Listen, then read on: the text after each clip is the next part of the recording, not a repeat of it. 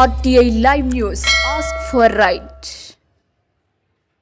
సాలూరు పట్టణంలో పట్టణ పరిసర ప్రాంతాల ప్రజల కోసం వీలైనంత త్వరగా 100 పడకల హాస్పిటల్ని పూర్తి చేస్తామని ముఖ్యమంత్రి నారా చంద్రబాబు నాయుడు విద్యా వైద్యంపై ప్రత్యేక దృష్టి పెట్టారని, రోగులను వేరే ప్రైవేట్ హాస్పిటల్స్కి రిఫర్ చేయకుండా ఇక్కడ అన్ని రకాలుగా మెరుగైన చికిత్స అందించాలని, ఫీడర్ అంబులెన్స్ల అవసరం గురించి మహాప్రస్థానం వెహికల్ RO ప్లాంట్ హాస్పిటల్లో ఉండాలని, సకల సౌకర్యాలతో కార్పొరేట్ వైద్యం తరహాలో ప్రజలకు సేవలు అందించాలని గిరిజన శాఖ, స్త్రీ శిశు సంక్షేమ శాఖ మంత్రి జి సంధ్యారాణి కోరారు.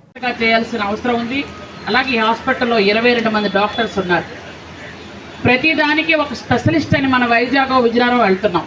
ఇక్కడ మన స్పెషలిస్టులు అందరూ ఉన్నారు. దయచేసి ఉపయోగించుకోండి. నేను ఎందుకంటే అన్నాను రెఫర్ చేయొద్దు అని, ప్రాణం మీదకి వచ్చినట్టు రెఫర్ చేయకుండా ఉండలేరు మీరు కూడా. ఇక్కడ ఒక ప్రాణం పోతుంటే చూస్తూ ఊరుకోలేము ఎవరు. కానీ ప్రాణం పోయిన పరిస్థితి రాకముందే వాళ్ళు పర్వాలేదు అనుకున్నప్పుడు రెఫర్ చేయొద్దు అని ఎందుకు అంటున్నాను అంటే, ఇక్కడి నుంచి వాళ్ళు అక్కడికి వెళ్ళకుండా ఏం చేస్తారంటే బ్రిడ్జ్ పక్కనో ఏ చెట్టు పక్కనో ఎక్కడో కూర్చొని పర్వాలేదులే రెఫర్ చేయమన్నారు, చచ్చిపోతారు ఇంక అరగంటలో గంటలో, మరికి తీసుకెళ్ళొద్దు అని ఊరు బయటే ఉంచేసే ఊర్లు కూడా ఉన్నాయి. మీకు తెలియదు. మేము ఎందుకంటే అబ్జర్వ్ చేస్తుంటాం, వెళ్తుంటాం కాబట్టి మాకు తెలుసు.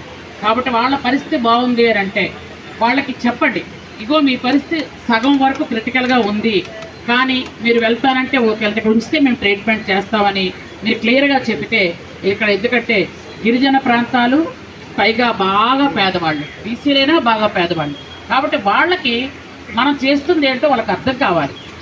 ముఖ్యంగా ఏంటంటే మందులు అవన్నీ సఫిషియెంట్గా ఉన్నాయంటున్నారు. ఎవరికి కూడా బయట మందులు తెచ్చుకోమని ఎప్పుడూ ఎక్కడా కూడా చెప్తున్నారు. బాగుంటుంది గర్భిణీలకి కాస్త, ఎందుకంటే ఈ డోలీలు మోతలు అవి కొంచెం తప్పాలన్న ఉద్దేశంతో. అలాగే ఫీడర్ అంబులెన్స్లు ఏవైతే ఉన్నాయో అవన్నీ రెడీ చేసి పెట్టుకోండి. మళ్ళీ సీఎం గారు ఫీడర్ అంబులెన్స్లు మళ్ళీ యూజ్ చేయడానికి అనుమతిస్తున్నారు. ఎందుకంటే ఫీడర్ అంబులెన్స్ లేకపోతే హిల్ టాప్ ఏరియా నుంచి మనం పేషెంట్లు తీసుకురాలేము, ఎవరూ మోస్ట్ తీసుకురాలేరు. ఫీడర్ అంబులెన్స్లు అన్నీ మళ్ళీ వర్క్ చేయాలి, కాబట్టి వాటిని కూడా రెడీ చేసి పెట్టండి.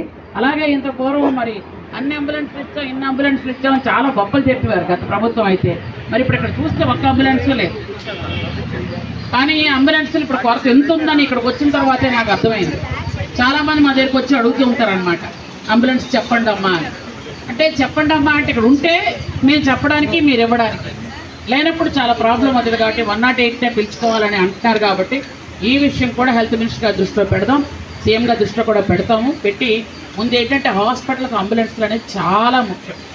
అలాగే ఎవరైనా ఒకరు చనిపోతే వాళ్ళ దగ్గర డబ్బులు లేకపోవచ్చు, ఊరు తీసుకెళ్ళి దిగబెట్టాలంటే ఇంకెలాగా తీసుకెళ్ళాం. కాబట్టి దానికి ఖచ్చితంగా మహాప్రస్థానం వెహికల్స్ అయితే ఖచ్చితంగా ఉండాలి. ఆ వెహికల్ కూడా మేము ఎప్పుడు కూడా బయట వాళ్ళని ఎవరినో అడుగుతున్నాం, అది కూడా మన హాస్పిటల్లో ఉంటే మంచిదనేది నా ఉద్దేశం. అది కూడా మీరు దయచేసి రిక్వైర్మెంట్లో మీరు రాయండి, నేను అది కూడా తీసుకొని వెళ్తాను.